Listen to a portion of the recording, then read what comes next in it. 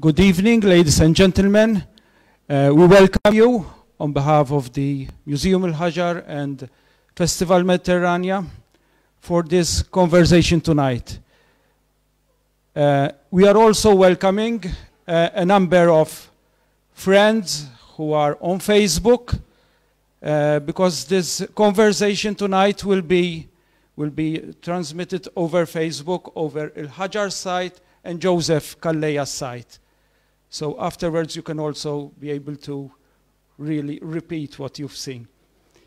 This event tonight is the last event of Festival Meditterranea. And we have the honor to greet Joseph Calleja and Steve Mallia. It is with pleasure and with honor that we do this. Joseph was with us a few minutes ago. He's a friend of Gozo, but he's also a friend of us, and we are really honored and happy to have him with us tonight.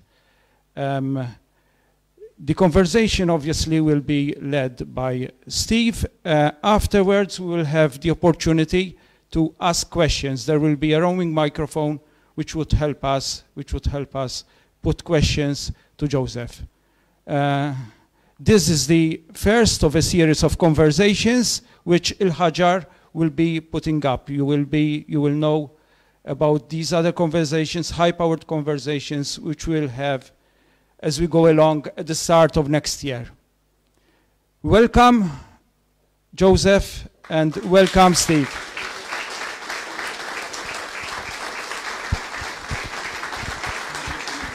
Appreciate it. Thank you. Good evening.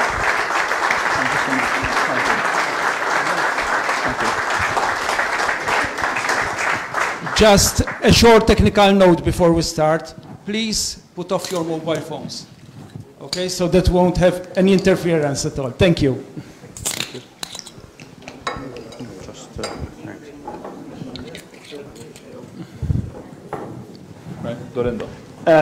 Thank you all for coming this evening. I've had the misfortune to spend most of the day with this guy today, and we've been talking a lot of nonsense. I'm hoping very much that none of that nonsense will be repeated, but you never know. I think the first thing we're going to do is to try and show a couple of clips really, just to show Joseph's evolution, if you like, from when he started here back in 1997 to a couple of weeks ago when he was in New York.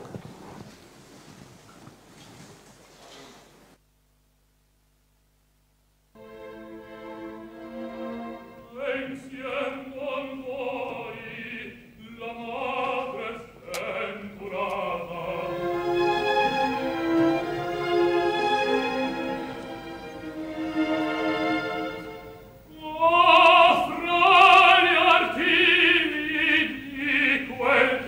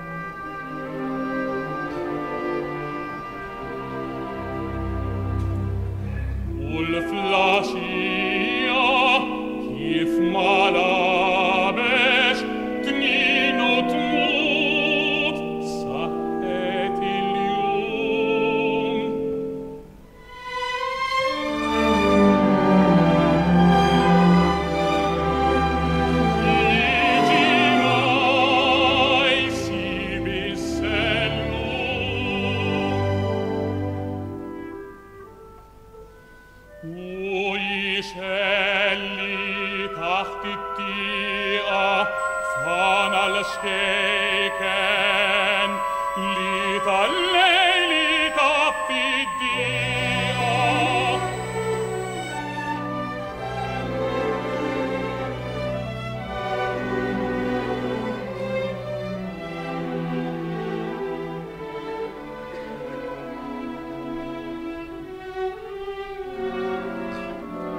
Sagt ju kol, jet in hossa, tmut volju,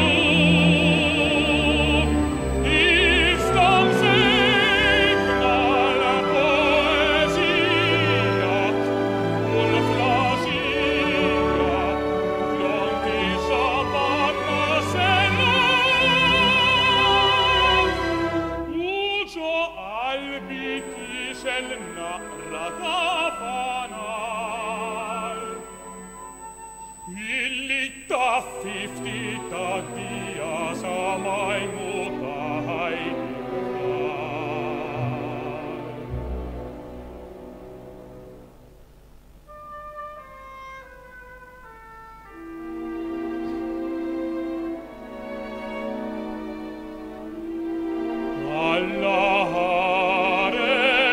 Allahares, makin smaisi, illi amel, ftitakia.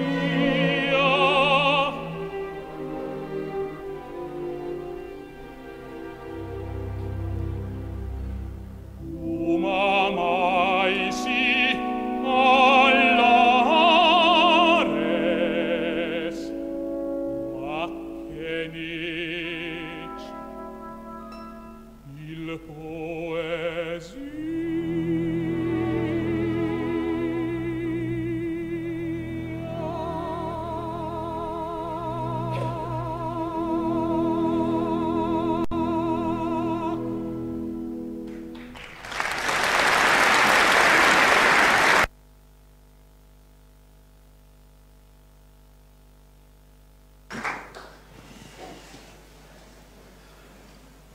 One thing that struck me about those clips is how much you've aged.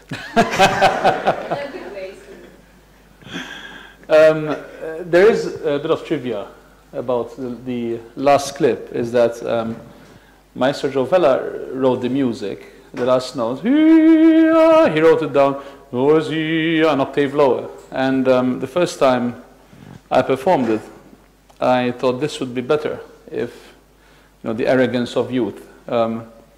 This would be better if we finish it softly, an octave higher. So I called him. I said, would you mind if I sing? Because, of course, the composer is still alive. You have to respect that he is the boss of the music and not you. You're just there at its service. And I called him and I asked him, can I finish this an octave higher? And he told me, only if you sing it softly like you can do. And I did indeed there. I did just that. The rest of the clips, I mean, the middle one, the Tosca, was just from New York, just a few days ago, basically, not even weeks or months. And the first clip was taken from May, June 1997. I forgot the exact month. May, exactly. Joe Borsch knows my history better. It was May, so it's quite a trip to memory lane. I was 19 years old, almost a full 21 years ago. It started, as you say, 21 years ago. Why did it start in Gozo? Why did it start in Gozo? It's a very good question. I met Polasha when I was 15, going on to 16. Polasha being? Polasha, my teacher. And a few years later, I think 2 to 3 years later, that I started studying with him. The first 6 months... Why did it start in Gozo? Okay. Why did it start in Gozo? It's a very good question. I met Polasha when I was 15, going on to 16. Polasha being... technical problem. I'll say it sort it out. Okay. So basically, what happened was, the first few months I was studying with Paul Ashak. The first 3 months, it was once a week in Santa Venera.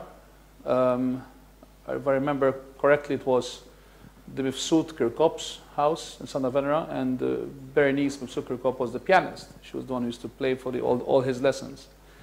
After 3 months, unbeknownst to me completely, I wasn't aware, he called my father, and my father was a businessman, import-export in foodstuffs. I mean, he was a bit of, he was well-read, but he definitely was not an opera goer, even though he liked classical music. He liked the music of Massenet, of Saint-Saëns, some music of Wagner, incidentally, which is quite rare at that age for his generation.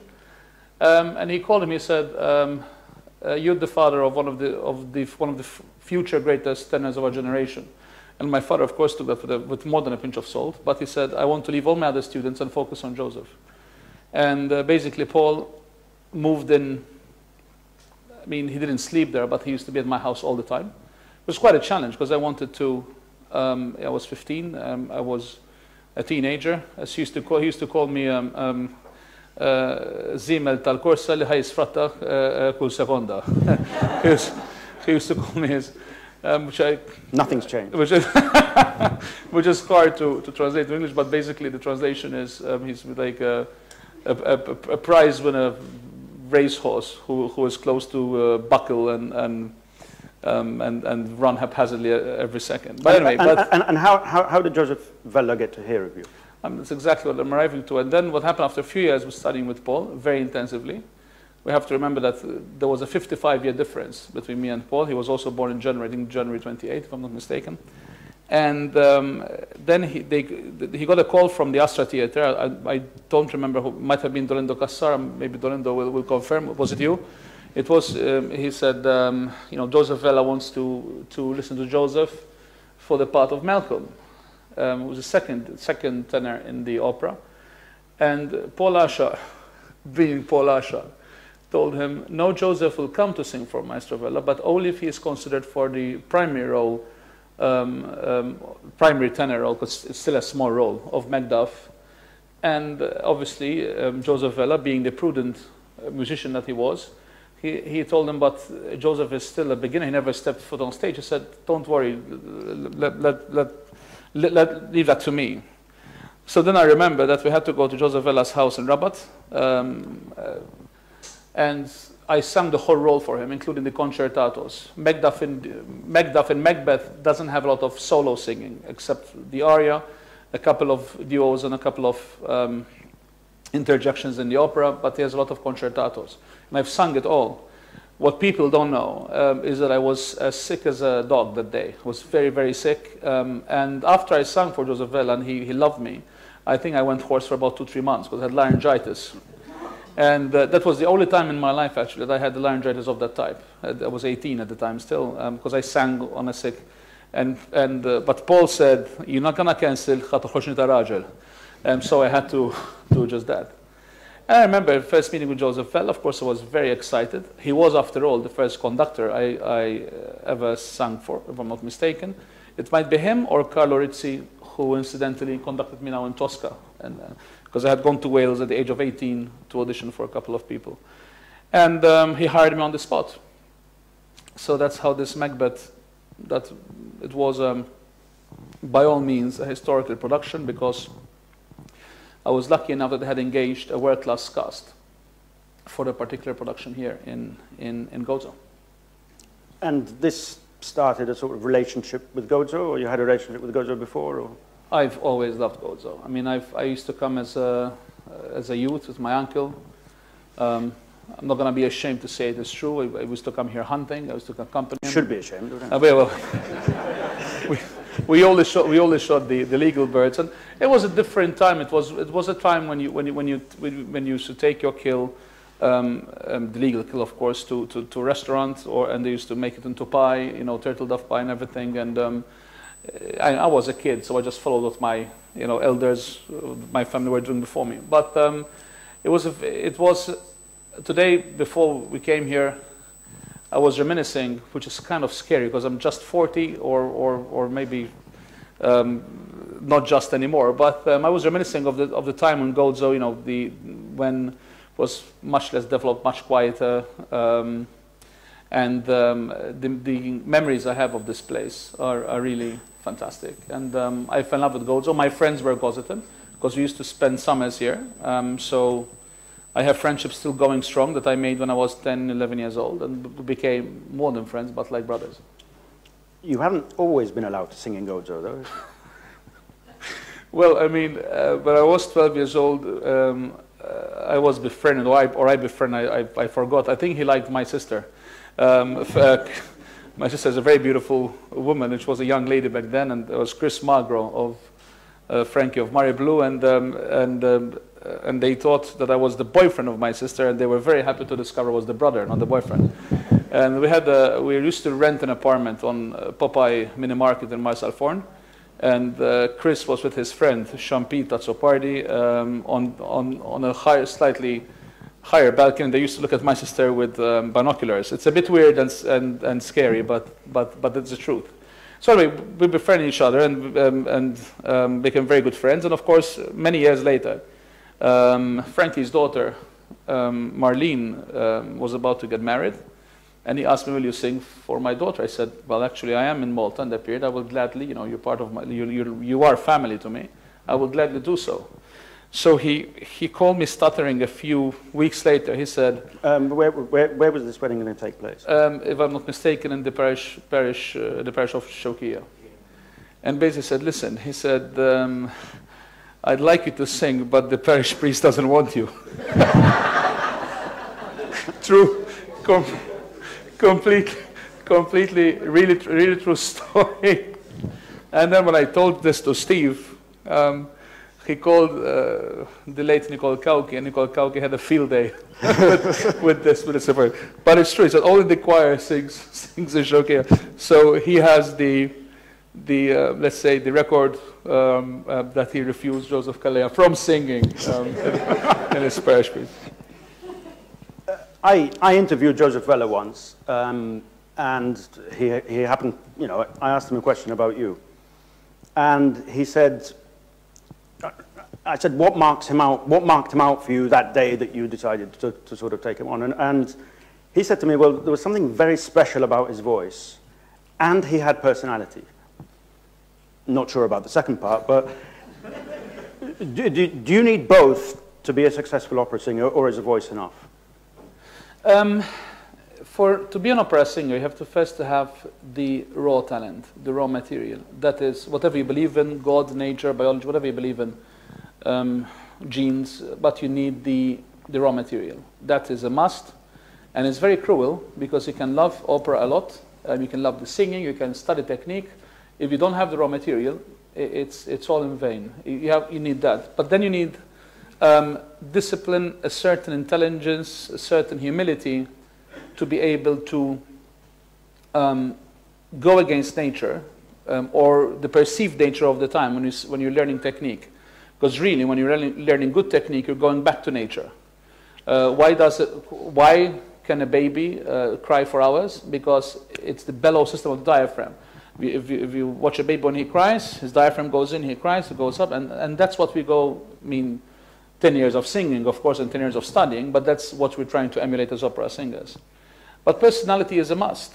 You have sometimes voices that are beautiful, but they lack in personality, so you don't remember them, you don't recognize them, and that's so important to have in a voice. And as Polasha will tell you, I perhaps had too much personality when I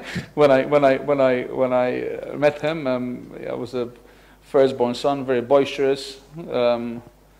My father hailed from Hull Ormy, obviously growing up you think that Hull Ormy was the New York of the world, and so obviously, when you are a medium-sized fish in a very small pond, you think you are a whale, but in fact you're just a medium-sized fish. But anyway, I did listen to him, mostly, and I did follow his advice, and I miss him, Polasha, every day that passes. Is it possible as an opera singer to make it to your level without having what do you need that's extra, apart from the voice? You need the timbre, you need the resistance, you need the health, you need a little bit of luck, but I believe in making your own luck. You need temperament. You need to bite your tongue very often, because when you are growing up, when you're when you have a certain talent and you are, you know, going up the ladder of important theaters, of success, of recording contracts, there will be many people who try to bring you down just for the sake of bringing you down, not even for any other agenda. So you have to have the guts, you have to have the grinta, the will to not let that dampen your spirits and to believe in yourself, believe in the people around you. But then you, at the same time, you cannot think yourself as great all the time, because then you never improve. You have to be the character who is rather saved by criticism rather than ruined by praise. Yeah, so it's up to you to have the intelligence to discern between the two. What is real criticism, constructive, what is criticism that is just meant to bring you down and to destroy your inner spirit. What's the worst thing a critic's ever said about you? I was lucky with, I mean, if I don't want to go to this here, but if you talk political, they've said a lot, especially recently. But with voice, I never really received any really horrible reviews. I remember once David Mallia, who has since become very, very close friend. He has been to Malta many times, but I remember that he once wrote a review about me in London. He said, one of the most beautiful voices of his generation, reminiscent of the great Jussi Björling, if he could only stop getting fat. Which at the time, and I'm not saying that I'm skin and bones now, but at the time, he was right. And of course, the next day that his review came out in the Daily Mail, the next day just happened to be on a lunch table, and he was right in front of me. So he said, and this is a true story, and he said, you know, my dear boy, I wasn't so kind to you in my latest. He said, no, wait, let me stop you in your track. What you said was true. You know, I'm trying to deal with it, and he was disarmed by my acceptance of his criticism, which was not aimed at the voice, but nowadays appearance is just as important as the voice. So we became friends after that. I mean, did you model yourself on anybody as you? How did you decide to become an opera singer in the first place? I mean, why opera? Why not some other? Why not pop singing or rock singing? I started in De La Salle College. We had a band. We used to sing and play in a chapel, probably consecrated by now, after we played all that rock music and heavy metal in this chapel in De La Salle. That's what I was going to do as an amateur. I never thought that I had a special voice. I knew I had a good voice, because everybody would hear me. I had cousins in the UK. I have cousins in the UK. I used to go and play with them in the rock band, and everybody heard my voice. Wow, what a present! What a beautiful voice you have. But then I was at my uncle's house, and he had a VHS, video cassette tape at the time. He told me something like, I'm paraphrasing, but he said, you have to stop listening to the devil's music and get some real music. Listen to this guy. And he put in the great Caruso of Mario Lanza. And the minute I heard him sing, I just repeated it. I just copied it there and the operatic voice came out. And what was that? It was just a vocal. It was an arpeggio. That's it. Was basically he's carrying sacks of flour on his shoulders in this trattoria, and they ask him, Enrico, because he's playing Enrico Caruso in the movie, can you sing for us? And he says, too much flour in the throat. So they give him wine, and he started vocalizing. The more wine he drank, the higher he went up. So just a few months later, I joined this is a true story, I've joined the Amadeus Chamber Choir of Brian Chaffai, and my father loved wine, not like we love wine nowadays, but he liked wine.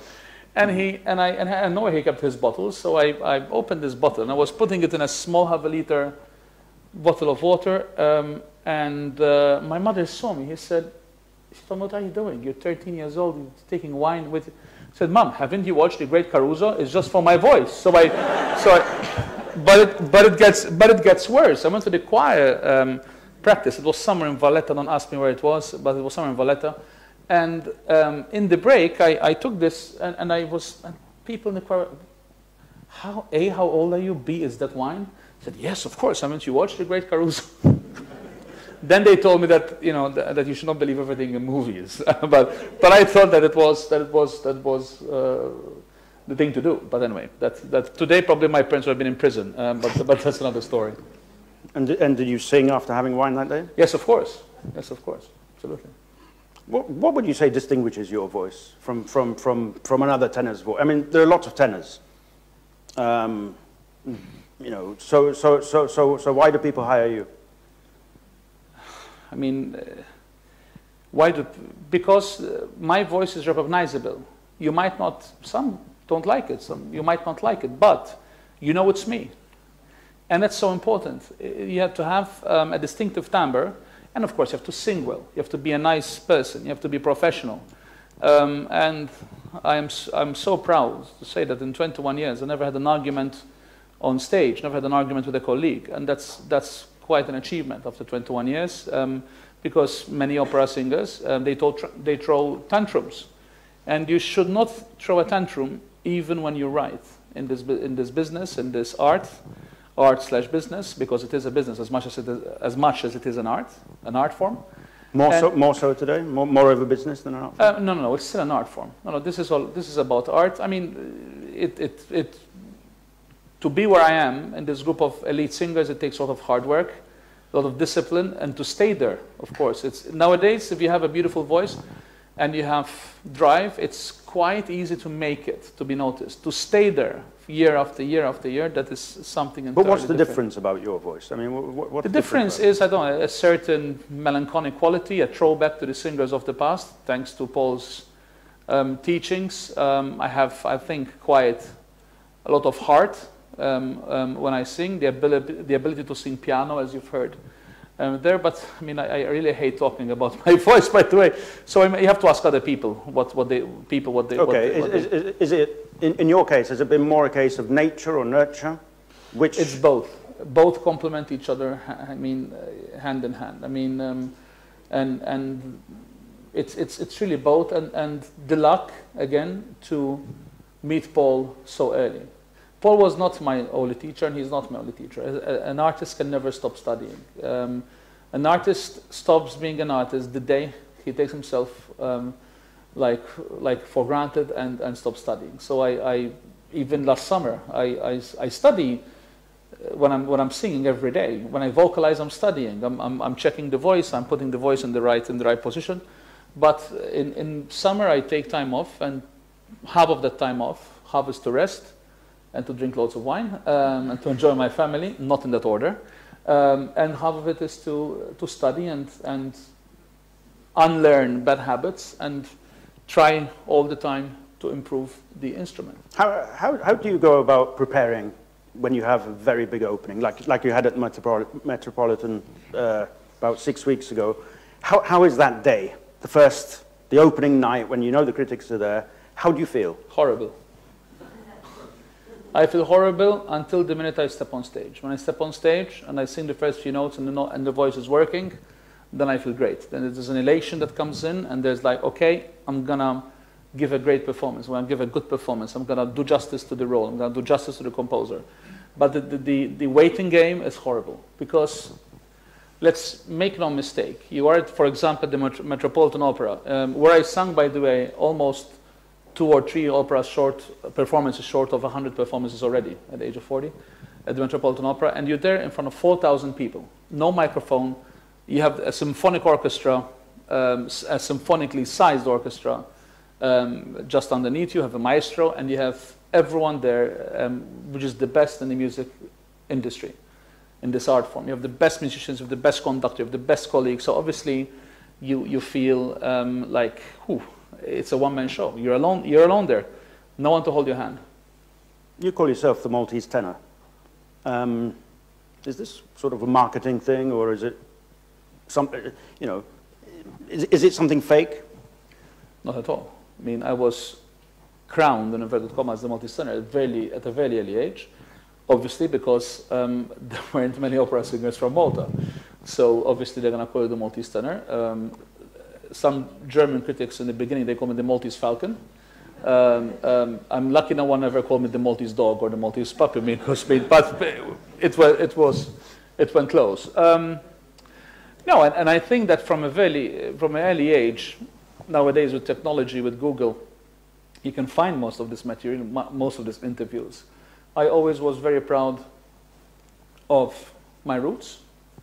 I consider myself a true patriot. It's cliched, it's repetitive, I know it's cliched, but I don't say this so that the people at home say, oh, what a lovely guy he is, what a lovely man he is. It's not about that. I really love my country because I think that the Maltese archipelago, the Maltese islands, when you compare its size to other countries, when you compare its history that goes back more than 6-7 millennia, it punches above its weight in a spectacular fashion. There's nowhere like it, no other country in the world of this size. I mean, remember, this is 28 kilometers north to south, 19, 18 kilometers west to east. I mean, find me a place with such a history as ours, such a diversity as ours, and such a mix of people as ours. I mean, it really makes me laugh when I see people in Malta against migration. When we are a result of cultures, meaning different cultures, of countries, different countries. So Malta is an extraordinary island, and my biggest hurt sometimes is when I see people who step on this land, step on this island, Maltese people who every day go about their business and not knowing what they're stepping on. Like a leaf being on a tree and not knowing which tree it's on. And this is quite extraordinary because Malta, we should be more, I'm not saying to be more insular, but we should learn about Malta, about our history, because you'd be surprised how extraordinary it is. Have you ever felt it's a disadvantage for you as a tenor to come from Malta, as opposed to coming from the United Kingdom or United States? Of course it was a disadvantage. I mean, in Malta we had no real conservatory. We don't have the expats around the world supporting our local talent. I mean, when Anna Netrebko goes to the Metropolitan, her performances are half or three-quarters of Russian people, expats living in New York, or Polish or Italian. I mean, Malta, because of our size, we're obviously much smaller. So obviously that was a disadvantage. The other disadvantage was that I came out right before the internet. So it was quite a step to go from Hattart, where I used to live, to living by myself and working immediately, because I never studied abroad in a classic fashion, like in a conservatory. I did study abroad, but privately with teachers. But I went immediately from the frying pan into the fire, so to speak, and it was quite a shock to live in a really small apartment, do my bed, cook my own food, and Mom was very comfortable. She did all this, and she was a great cook as well. She is a great cook as well. You obviously spend a lot of time abroad, and you're mentioning, you have to live in sometimes a small apartment, if it's New York or wherever. I mean, how difficult, and your two children are schooled in Malta. They can't be with you because they have to be at school. How bad is that, being away for long periods, and how do you live day to day when you're doing that? I mean, listen, let's not turn into this an opera singing as a sort of martyrdom. It's not. I mean, it's a difficult life, but there's so much worse in life, so much worse that people have to go through every day. But there is an element, of course, of, and when I say small apartment, I mean, nowadays, yeah, of course. I mean, my house is beautiful, and I miss the view, and I miss the sea, but I mean, I live in decent places. I mentioned small apartment. I was 19, and every time I woke up in the morning, I hit my head because it was a penthouse. When a penthouse in Europe is very different from a penthouse in Malta. I soon discovered back then, because they told me we have a penthouse. By penthouse they mean an attic. I was in an attic, and my cooker at the time, because that's what I could afford. I had a one-burner cooker that was with a gas tank, with a propane, with a butane, whatever it was. So that was what I meant at the time. But how difficult it is, my children don't miss me. They don't. I mean, they say they do, but they don't. Because their mother is an opera singer as well, so that's the life they know. So that's the way they were brought up, so they don't really miss, and they're surrounded by plenty of people that love them, that compensate when I'm not there or when their mother is not there. But I miss them terribly. Suffice to say, the first 5 years of my daughter Clara, she used to travel with me, with Colette. You know Colette. She's almost a 90-year-old French lady, And it was lovely to share that with her, to grow up. And we went to Seattle, went to Los Angeles, went to New York, went to Chicago. It was beautiful. Washington was beautiful. Would you encourage your children to pursue a professional music career? No. The answer is no, because it's very hard. And nowadays, the finances are very different, especially for young singers coming up.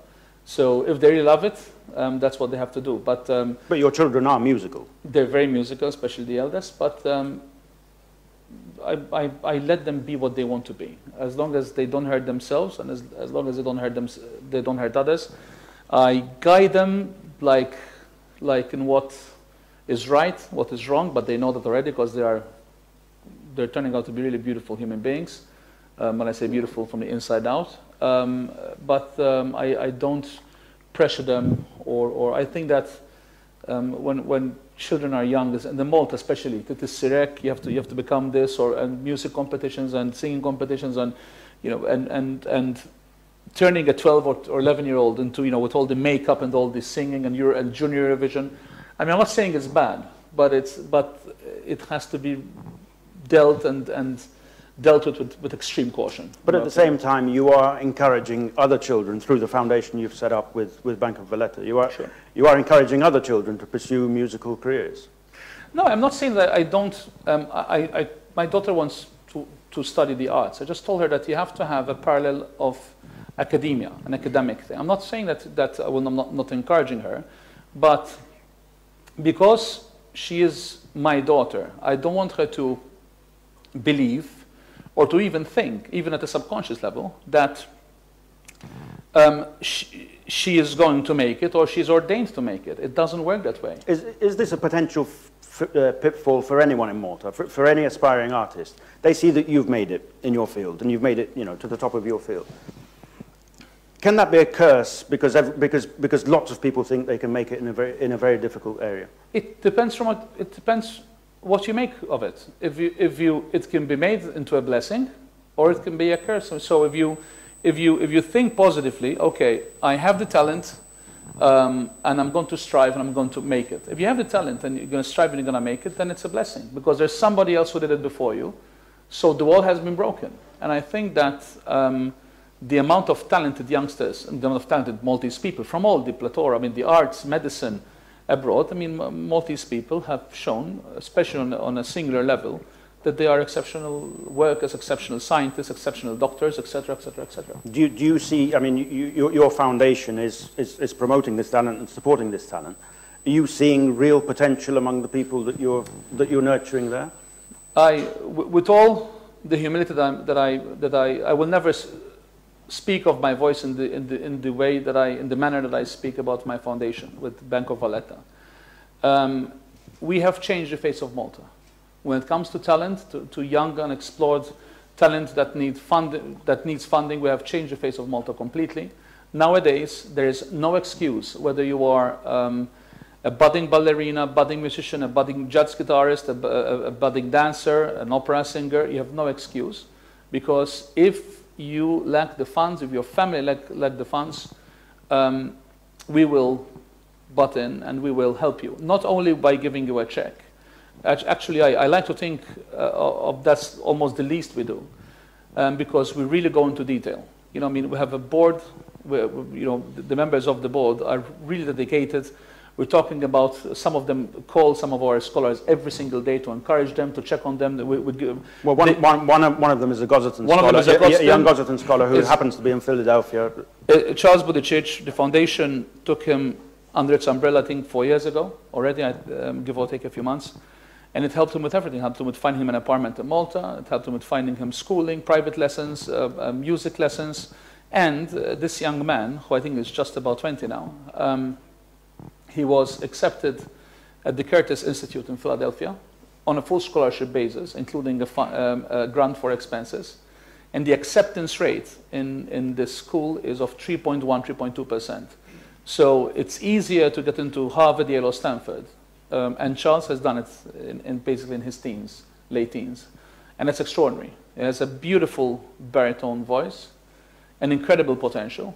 And he is a smart kid, and he's one of the few that still knows what gratitude is. He knows how to say thank you, and that is becoming rare and rare nowadays. But he is, without building him up too much, because we do this in Malta, and I criticize people who do this in Malta. Now I'm guilty of it myself, because I'm enthusiastic about him. But suffice to say that he has, in New York, the underground society of opera that knows about him already. I mean, Ann Ziff was one of the richest families in the US. She's a multi-billionaire and chairman of the board of the Metropolitan Opera. She had him over at her house to sing for her.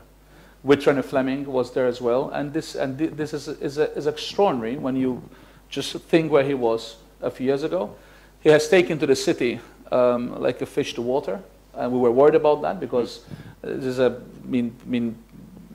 he was, after all, brought up in the village of Salem, very different from New York and Philadelphia, but he is showing great promise. I don't want to jinx him, but I think that young Charles Buttigieg from Salem is going to surprise us all and become, in the future, a force to be reckoned with. And I'm doing everything in my power with the foundation. Our chairman, Mr. Roderick Chalmers, Alfred Pisani, Malik Lapira, Michel Muscat, Helga Lul, Lino Cefai, Gossetin, also on the Father Michael Ajus. So we're trying our best to nurture him and to help him and give him all he needs. But it's not just Charles. There's Marvick Monreal, a mezzo-soprano, mid-20s, early mid-20s. She was accepted recently at the Salzburg Young Artist Program. And she performed with me on stage and Placido Domingo on the same stage at the Salzburg Opera Festival in the Opera de Foscari. This was just last summer. We have Warren Gallia, who's a jazz musician. He's been accepted into one of the leading jazz school in the world, the Manhattan School of Jazz, and he is on the dean's list because every scholar has to, that's part of the agreement, has to send us official reports from their tutors or schools. We have Nicola Said. And I can't remember them all, but we have over 40 now. That's one remit of the foundation. There's the other remit in which we help more than 2,000 children in Malta from the underprivileged side, where we sponsor programs to help them in their formation through culture, music, art, etc. What will the future hold for you in your development now? I mean, you've been singing opera for 20 years. Are you going to continue singing opera? Are you going to do something slightly different in future? I'm not going to retire anytime soon. I'm just hitting my prime now. My calendar is full. I'm maturing now from a lyric. I started as a light lyric, then lyric, and now I'm maturing into a full lyric. Maybe in the future, maybe a lyrico spinto, very slowly. And I'm now approaching roles like Tosca, like Ballo Mascara, and in the future Aida, in the future Trovatore. So the future is bright. And who have been your favorite tenors? Favorite tenors from the past? It would be definitely so many of them. Jussi Björling, Pavarotti, Di Stefano when he was young, Gilli, Caruso, Mario Lanza, Placido Domingo. I mean, I have a lot of favorite tenors. It depends from which opera. It depends from which genre. Joseph, thank you. I'd like to offer the opportunity to people to ask a question if they wish. I'd appreciate it if people would identify themselves and then ask the question. If we have any. Yeah.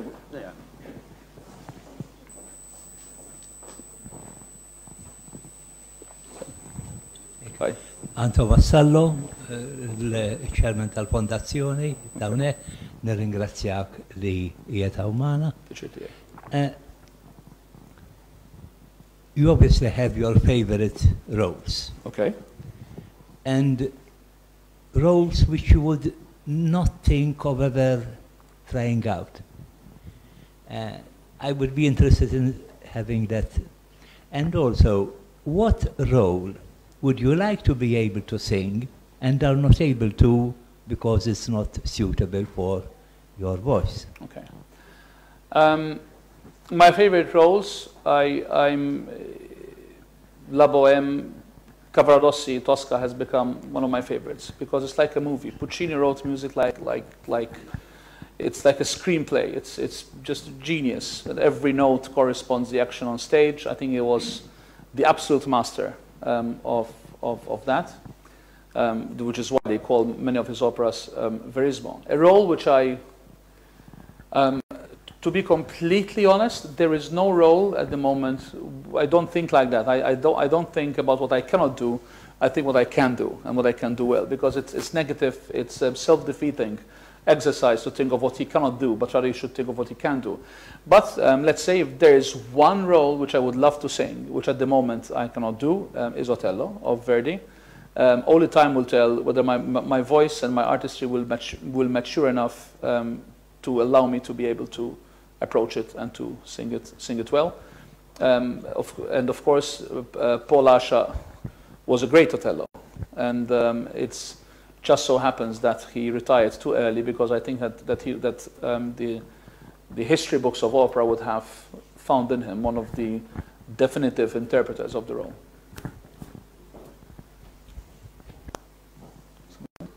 Yes? Hello, I'm John Gregg. I am a native of Gozo, but I spent many years in New York, so the poems that you mentioned are well known to me. Okay. How do you protect your voice, and how do you nurture it in practical ways or daily ways? The answer is very boring. The voice doesn't like lots of talking, so talking must be kept. You would never know that. So obviously this evening is not good for my voice if I was singing tomorrow, of course, but I would have not done it if that was the case. But it's really about good nutrition, it's about sports, it's about keeping your body as healthy as possible, and it's about mental health.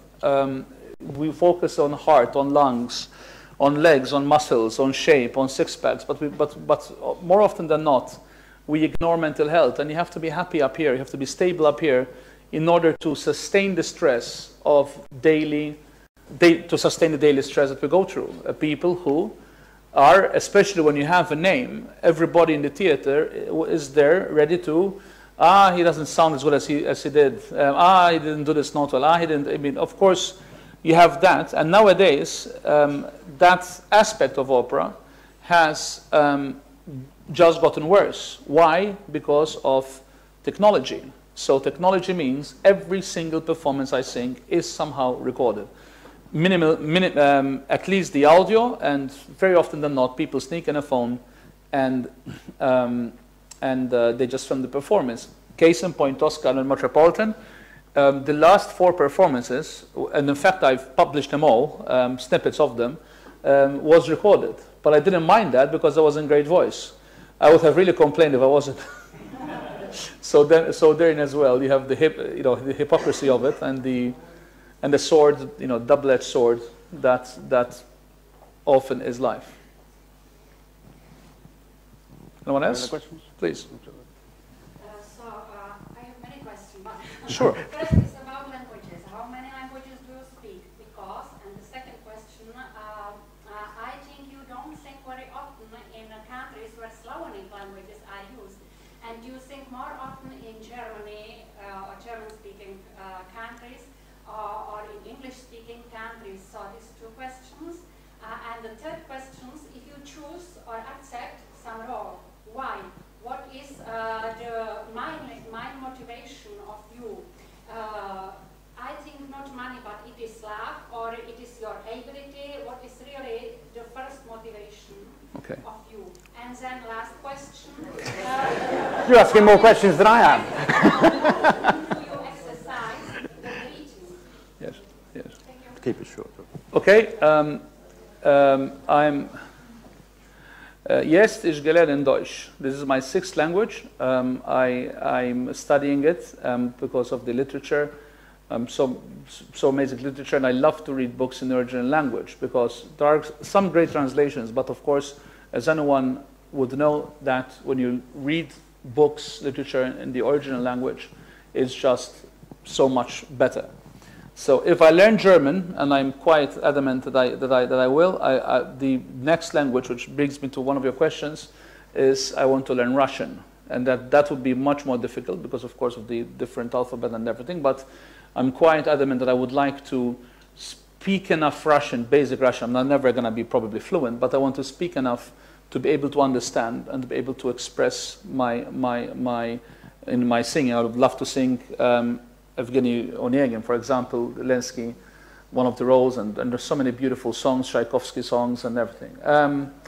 Why don't I sing in Slavic countries? I actually do, not that often is true, maybe because the market is not as big as Germany and not as big as America, not as big as UK, and of course the Munich Opera Festival, Covent Garden, Metropolitan Opera, etc. They gobble up my calendar 2 to 4 or 5 years in advance, so it doesn't allow me much time to go to countries like that. But I do. I mean, I'll be in Lithuania.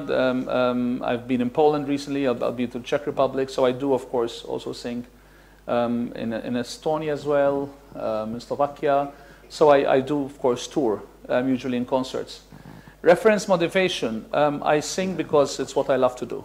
Of course, I love earning money. I mean, I have a family. I love living well. I mean, it would really suck if I have to live nine months away from my children, from my dogs, from my bed, to make a bad living. So of course, finances are important, and every other artist, every other single artist, of course, that is what we work for as well.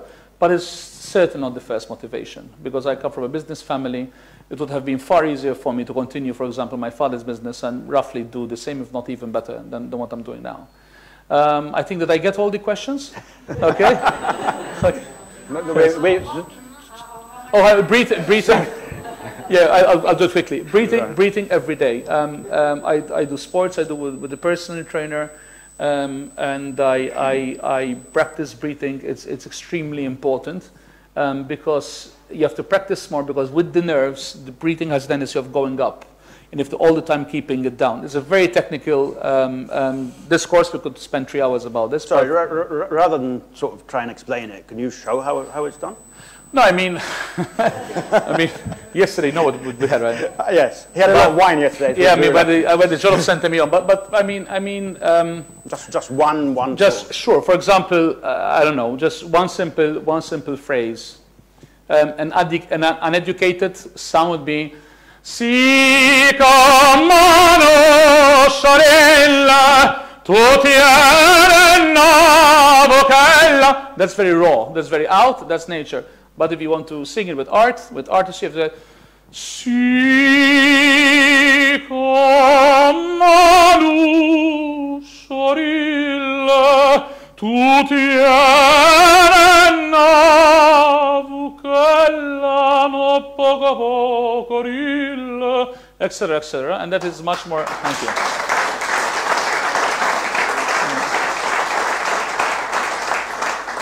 And then it's much more educated. It's much raccolto, as we say in Italian. So that's it. Good. Please. 2 thank yous on the question. I want to thank you for your talent, but I want to thank you for putting the work in. How sweet of you. It's not just a gift to Malta. I'm Irish. I live here. It's not just a gift to Malta. It's a gift to the whole world. How sweet of you. Thank you. Yes, it comes naturally, but it also comes in your hard work. So thank you for that. Thank you. Secondly, thank you for Charlie. I had the great pleasure, we had the great pleasure of sharing a pack of sour worms with him while we listened to you sing. How sweet of you. That's a real treat that I've remembered way back. The question I have is a little bit political, if you like. Go ahead. In the sense of, a lot of people, even here in Malta, describe your art form as bourgeois. Okay. That it's an elite, it's a music and an art form that's available largely to the elite. Mm-hmm. The cost is massive. The way it's wrapped up gives that whole vibe. I sense from you something a little bit different, but I don't know the answer. Mm-hmm. And I'm asking you, how do you respond to that question of elitism? Without being, first of all, if one delves in the history of music, we owe all, arguably, we owe all to our music to the church, right? Music started in church, music started as worship. Then, eventually, as the centuries flowed by, it transformed into entertainment of the masses. At first it was exclusive for the nobility, exclusive for royalty, but then that slowly changed. Nowadays, is it an elite art form? Is it expensive? I say no more expensive than going to watch a football match. You have to go watch a football match abroad. You have to pay for your flight ticket. You have to pay for the hotel. You have to pay for the entrance to the gate receipts. And sometimes, if you want great tickets, you have to spend thousands and thousands of euros.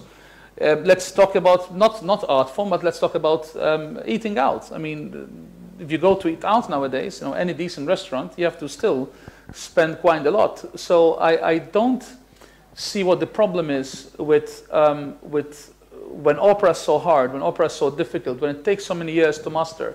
There's so many aspects involved. There's costume design. We have some people here in the audience that do this voluntarily at the Astra Theatre.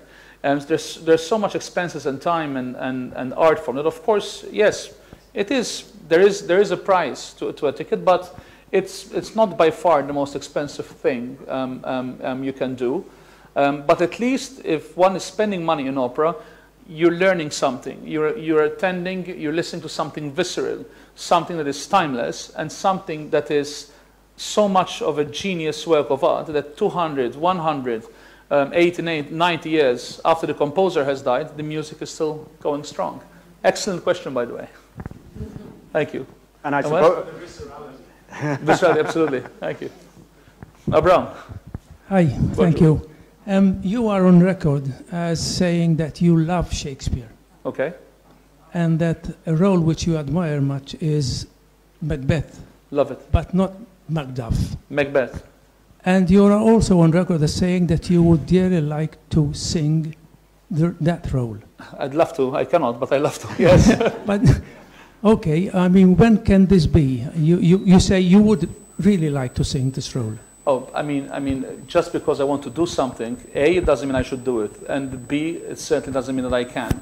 But I mean, do I go in the shower and sing "Due batticidi computer sono misi"? So of course, I love to sing baritone in the shower or when I'm alone in the piano room, but I would never dare, at least not for a very long time. And if I do it, probably I would do it for fun because I think that Placido Domingo does it. He did the metamorphosis, if you want, from tenor to baritone, but he is Placido Domingo. So maybe if one day I become like Placido Domingo, maybe I would dare. But anything short of that, I think that it would be a disservice to the composer. Placido earned it. It remains to be seen whether I will as well. Anyone else? I saw a hand before. Yes, Maria. Last question, please. Okay. Okay, there. Okay, so penultimate. Yes. Jena għawċi bledu u x-nixel. U allura rrit ngħidlek grazzi ta' dak kollu qed tagħmel ma' ċażbu tiġiġ li jiena nafu sewwa. Però l-mistoqsija li għandi għalik hija din, il-karriera tiegħek iżommok il-bogħod mill-gżejjer tagħna u l-sinjura Ingliża qed telha ngħaddi xi 9 xhur barra. Iva. Ikun hemm xi mumenti li tħossok fis-solitudni li tħossok waħdek? Should I do it in English or Maltese? If you answer in English, please. In English, all right. It is a modern fallacy that us human beings have to be happy all the time. Human nature is not designed to be happy all the time. If we were happy all the time, we would not be curious. We would not be anxious to make new discoveries, to go to new places. So unhappiness plays an extremely important part in human nature. So when I'm abroad, again, I don't want to make this sound more difficult than it is, because I'm privileged to do what I do. I do what I love. Not in my wildest dreams, when I was 16, 17, studying voice, did I ever imagine that I'm going to be doing this at this stage for this long and this successfully. Never. So every time, to be honest, what I tell myself, and sometimes Steve on the phone, when I start complaining, then I tell him, I said, listen to me. I'm complaining for what I used to dream about when I was a kid. So nothing in life that is worth something comes without some kind of sacrifice. So it's just as, and I don't mean, there's a lot of hyperbole right now because it seems like I'm saving the world. I'm not saving the world. What I'm doing is I'm keeping an art form alive with the help of my colleagues and bringing At least I hope so. I hope so. Some joy to people. Hope that answers your question. All I can say to that is don't feel too sorry for him, because he's on this island more often than you might think, because every time he's away and relatively close, not New York, but certainly in Germany or England or wherever, if he has 2 days where he can escape, he comes, and invariably he comes and spends a day here. Yeah. So he's not away that often. Mario. Okay, Joseph, thank you for being here. Always a great pleasure. When you made your debut at the Astra, okay, all right, in 1997, in May, you sang the role of Macduff, obviously. Yes. Now, and it must have been very important for you. Now, with the privilege of hindsight, after 21 years, how do you look on that moment? I mean, I wish I could go back to it. That's the best answer I give, because my father was still alive. I lost my father quite young, and it was one of the happiest moments. I loved Paul Asha like a grandfather. Both my grandfathers, they died before I was born. So Paul Asha, de facto, became my grandfather, became our grandfather. He became, you know, I mean, and it was a very happy time. It was a very, I mean, not saying now that I'm not happy. Of course I'm happy. But, you know, I mean, I do wish there was a time capsule, you know, a break in space-time continuum. People in astronomy will understand, you know, a wormhole that I could travel back and just, you know, relive that moment. You know, I mean, meeting the exuberant Joe Vella, seeing his blue eyes light up behind his glasses when I first opened my mouth in Rabat. He was like, he did this, you know, had an armchair similar to this, but not quite. And it was, you know, Paul Asha's face beaming with pride, my father's face beaming with pride. I mean, I mean, here's the thing, and I wanted to mention before, but I didn't. But I'm in love with with Malta, of course. But my favorite place on earth is Gozo, and I'm not saying this because we're here and I'm in this company. But there is something on this island. I visited Greek islands, Kefalonia, Lesbos, Zakynthos, Lefkada. I went to the Sicilian, you know, islands. I mean, nothing compares with Gozo, and I say this with utter honesty. I mean, people around here know, and I love this country. I love its people. I mean, I have one of the board members, Lino Cefai, who's like a brother to me, and Steve, who's like a brother to us. And there's an incredible atmosphere and aura in this island, and the fact that you have 2 opera houses on the same street. I mean, find me one island, one country which has that. So I look back with more melancholy that I should have at the age of 40. And there's also a very good wine cellar between here and now. Thank you so much. Thank you. Thank you.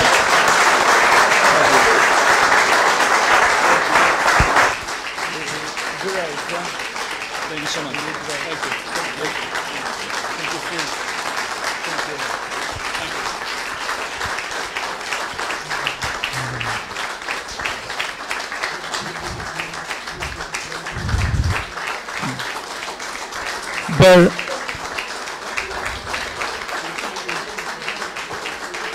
Thank you. Thank you, Joseph. Thank you, Steve. Thank you for making your visit here. We are really proud to have had you here this evening. Bear with me for a minute. You've got some envelopes on your chairs.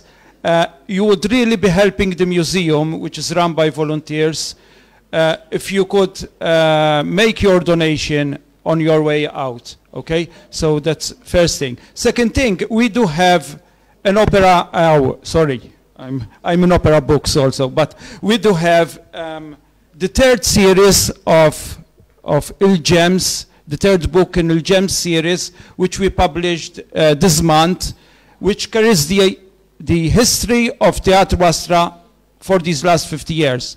There are 2 pages here dedicated to Joseph Calleja, and Joseph told me he would gladly sign the book on your way out, okay? So we invite you for a glass of wine, which we'll share with Joseph in the entrance of the museum, okay? And thank you very much for being with us tonight. Thank you.